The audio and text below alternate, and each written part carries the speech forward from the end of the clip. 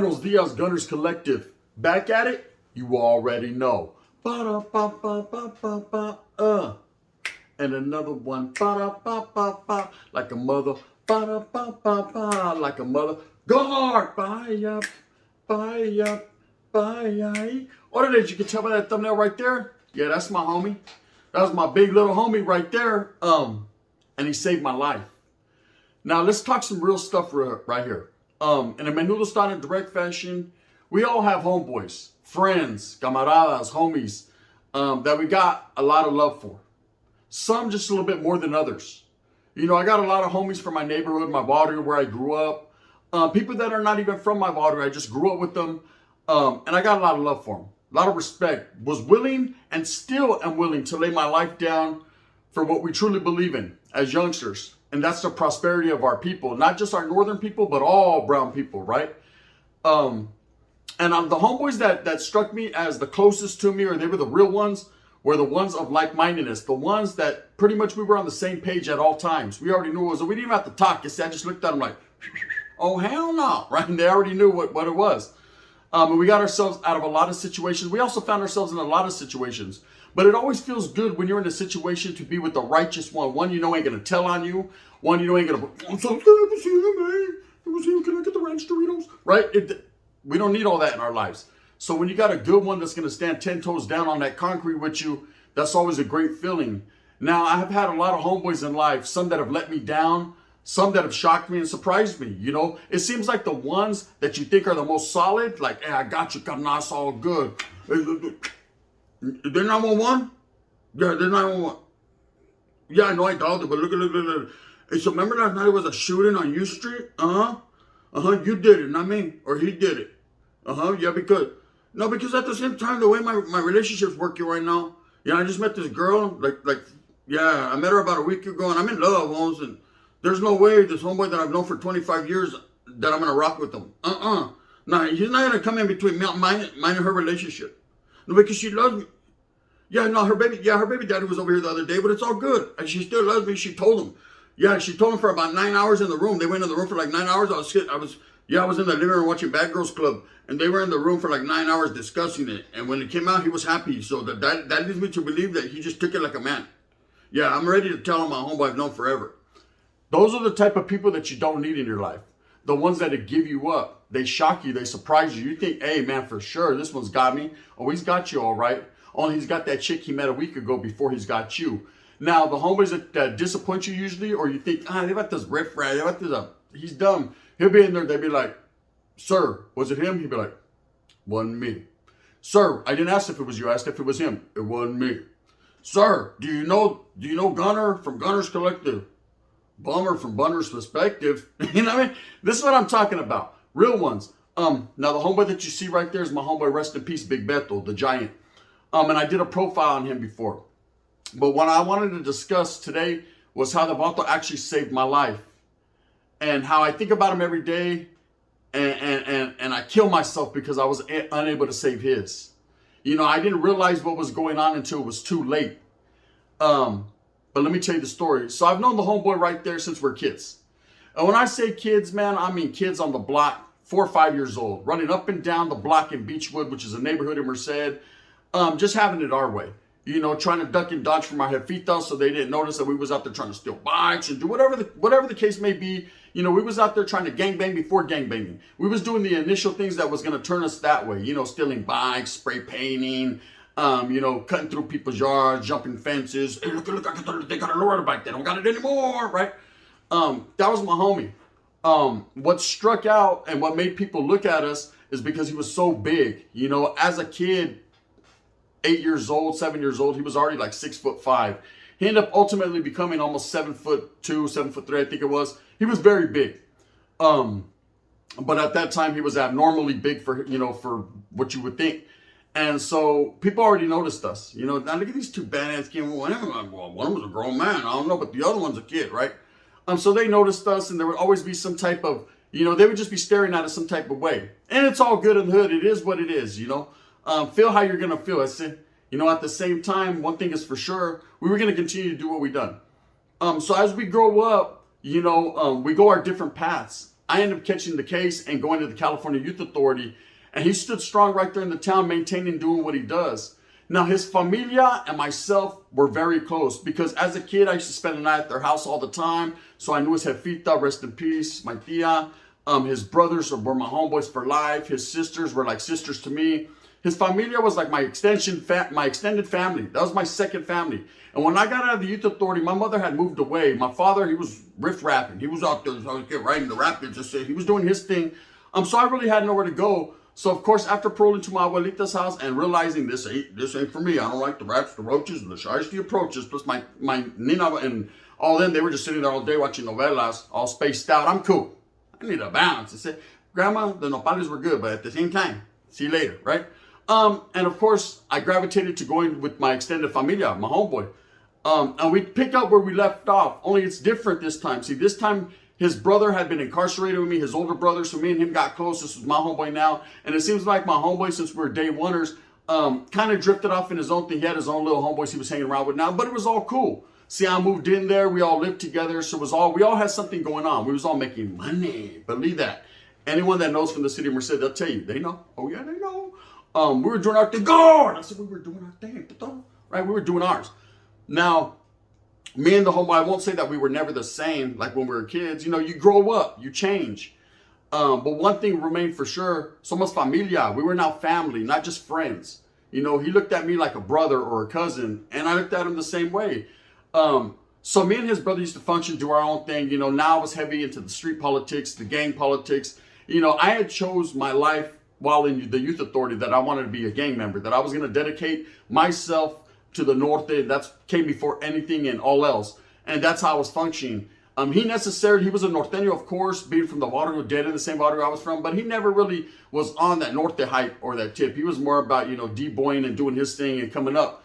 And, you know, several of my homeboys, they said, think I was doing too much. You're too high-powered, man. Nah, I was just ahead of my times. I seen it for what it was. I was way more structured than a lot of people were. That's just the way I grew up. You know, I grew up in the youth authority, basically. You know, the last almost decade of my life had been spent in the youth authority. So what was I supposed to do? I said, you know, all I knew was canalismo, realness, norte, and that's it. Period. You're my enemiga, you're my enemiga. Let's get it. Now, at the same time, what had happened, how the homeboy saved my life, and this is a true story. So I went to kick it with a couple homeboys. And we all lived at the homeboy's mom's house. You know, she had a whole bunch of lazy-ass dudes living there. All we wanted to do was sell drugs and kick back. I think back on it now, and I'm like, wow, you know, the type of youngsters we were. We're 18, 19, 20 years old. And instead of getting out there and getting to a job and getting to a jale, being productive members of society, nah, we want to sell. Look, money never hurt nobody. We're trying to make money. Come up. See these bottles right there? They're going to sell you a lot of... and make a lot of money, and they're going to continue to do that, and that's what we continue to do. That's the trip we were on. And his jefita was not cool with it. She knew what time it was, but at the same time, as long as she didn't see it, it was all good. But she would never kick us out, never put us on the streets. You know, that was my tia right there. I got nothing but love for her forever, so she let us stay there. It was all good. And so one night I had went out. You know, I went out to go chill with some homeboys, some chicks, some tortas. They were busting down that night too, I remember. In fact, one was busting down so much and she was so heavy, I think I popped a blood vessel because when I got back that night, and I had never been a big drinker. You know, now I drink a little bit here and there. But prior to this day, I had never been a big drinker, gente. You know, I drink maybe 1 or 2, 3 beers at the very, very most. It was never my thing. I wasn't into it like that, right? But watch out. So I ended up going to this party. We're kicking it. There's tortas everywhere. Says get pan everywhere. I'm in my element. I'm doing the jungle love. Oh we. I'm happy. Hey, there's even woods there, brother. And there was a wood chick there. I remember she was about I'll give her the benefit of the doubt, about 407 pounds. Anyways, I was popping at whoever I was popping at. At the end of the night, you know what it is, man. If you ain't got a bad one, you're going to settle out of court for whatever's there. So the 407 pounder was there. So I gotta start macking while I keeping it cracking. I'm getting my little on. And like I said, man, I tried to pick her up, and I think she was so heavy she popped a blood vessel. I don't know. That's just what I'm saying, right? That's my story. I'm going to stick to it. Anyways, so I don't even know. I know I ended up passing out or something. I got dizzy, and I just wasn't feeling the right type of way. So I don't know how I got back to the pad. But I remember getting to the pad, and Beto, my homeboy Beto, being there. He's laying on the couch. He's watching TV. It's late night. It's like 3 in the morning, right? It's already in the morning time. He's watching TV, eating cereal and shit, chilling. He's like, what's up, fool? You're home? I said, if I don't feel good, I'm gonna take a shower. He said, yeah, do that, right? And I went into the shower. Now at the time, I was about 22, 23 years old at this time, I think. I had already been out a few years when this happened. Because we would all live together, move out, everybody would move out, do their own thing, find no lady, then come back. We'd always be back at his mom's pad. So I was like 22, I think, 23 maybe. At this time, we were living in the Merced Commons, it's these apartments right there on Childs. Everyone in Dead End in my hood, everybody knows, they know, right off Mimi. So I remember I'm like, I'm gonna take a shower, right? And his jefita was asleep in her room with her old man, Avaro, respects. And we were chilling. He was chilling on the couch. All the rest of the homeboys were doing whatever they were doing. And I had a heart attack, Couldnt. I had a heart attack in the shower, right? To what degree a heart attack? I'll never know, but it was a heart attack, right? And I remember I had a pain in my chest and I couldn't breathe, right? And I fell out. I was in the shower, I was washing my hair, and all of a sudden my chest started hurting bad. I can't explain it.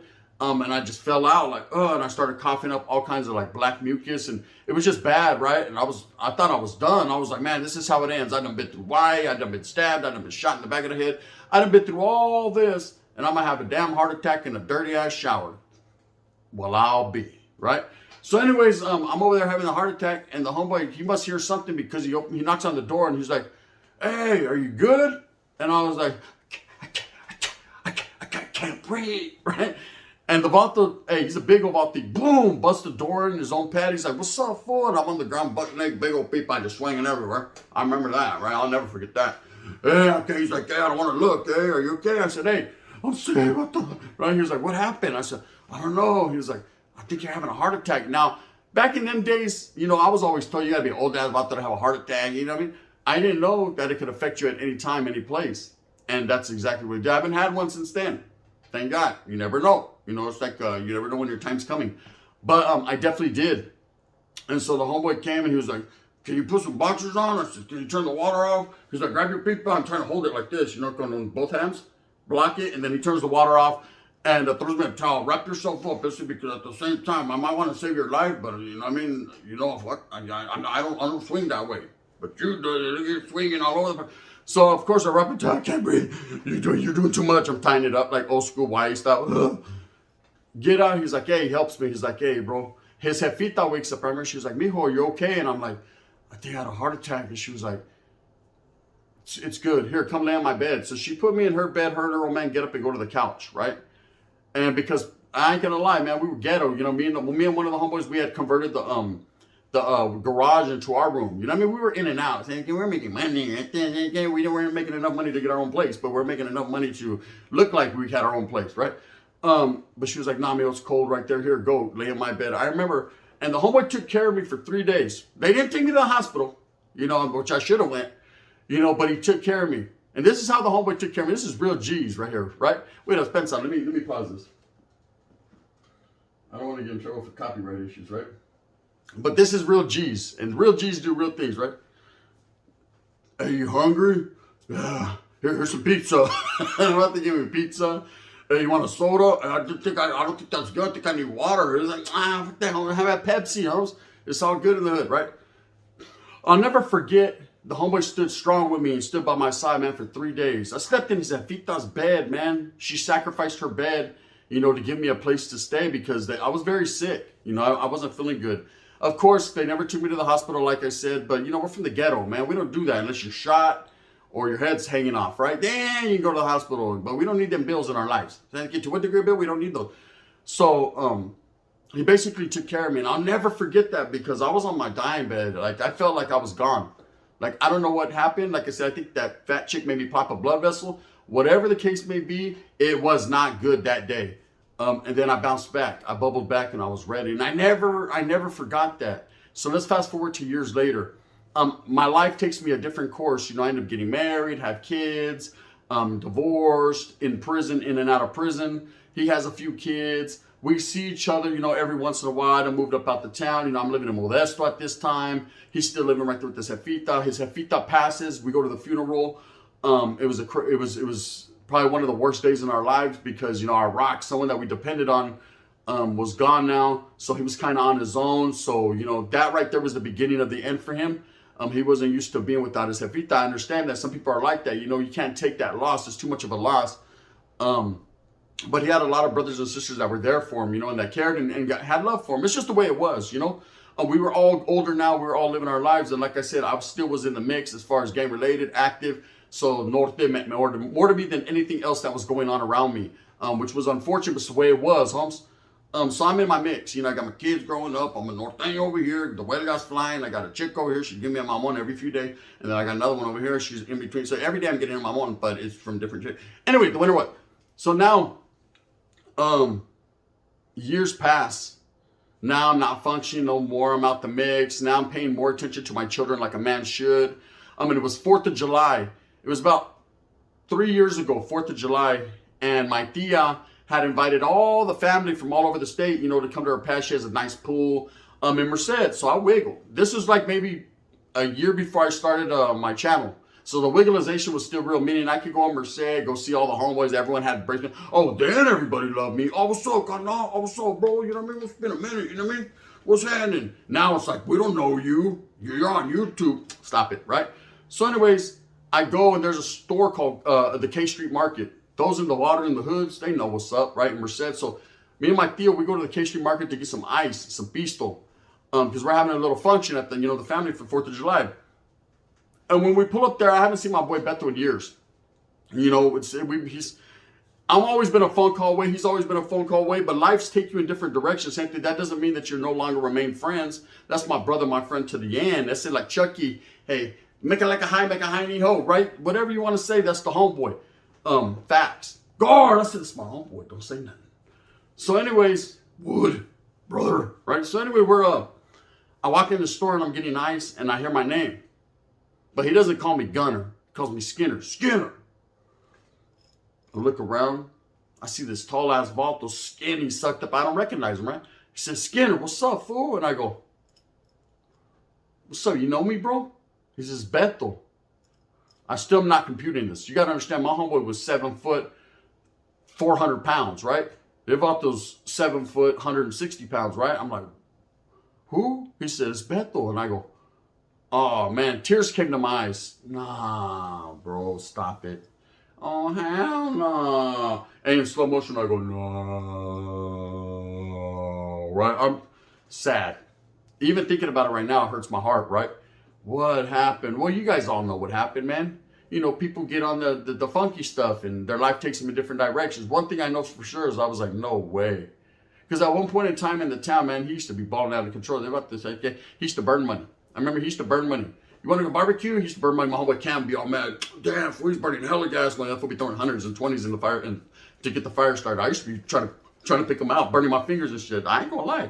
You know what I mean? You could ask. Hey, $500 bills all day long. You know what I mean? We'll just put them together. 2 different ones. Tape them. So let's get funded. And I said, look, he had changed. And I remember I go, damn, bro, what's up with your brothers? They know you're like this? He said, yeah, you know, it is what it is. And I said, you hungry? He said, yeah.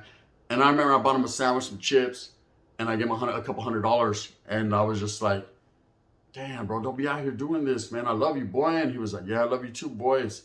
You know, and I was like, if I could do anything, here's my new number. And that was the last time I got to talk to my homeboy. Tragically, a year later, man, he got hit by a train and he passed, you know. But I'll never forget that Vato saved my life. Because you guys don't understand, you know, I was gone, man. If he would have left me in that shower and wouldn't have came and helped me, I was gone, gente. There would have been no more Gunners Collective. Never would have been a Gunners Collective. There would have been some Vato over there thinking he's Gunners Collective, but he really ain't no Gunners Collective. Because if he knew better, he'd do better. If he'd make his next move his best move. You know, they don't shine right when they get their mind right. And they don't give you knowledge that you can't get in college. So love the ones that love you, man. Show love to your homeboys, your righteous ones. Not the ones that you are from the water. This the homeboy sleepy. He's got my back. Nah, man. Show love to the homeboys that really got your back, your camaradas, the good ones. Anyways, that's the homeboy that saved my life. Only tragically, I wish I could have saved his. But it was just a little too late. You know, I think about him all the time. Rest in peace to my homeboy, Big Beto. With that being said, I hope that you move smooth with a purpose. Get everything that you want to come into. Remember, at the end of the day, it's all about the struggle and strive for familia and real friends. You know what it is. If you like this, hit that like and subscribe. If not, you can hit me with that thumbs down. If he's going to be the head that wears Gunn's crown. I'm going to continue to strive and struggle for what I truly believe in, and that's giving you the realest, rawest content I can right here on YouTube, bringing all the hit together. Yes, Woods, even you, brothers. Right? And kicking it, man. That's what we do. You guys have a great Sunday. The Gun. Bang, bang.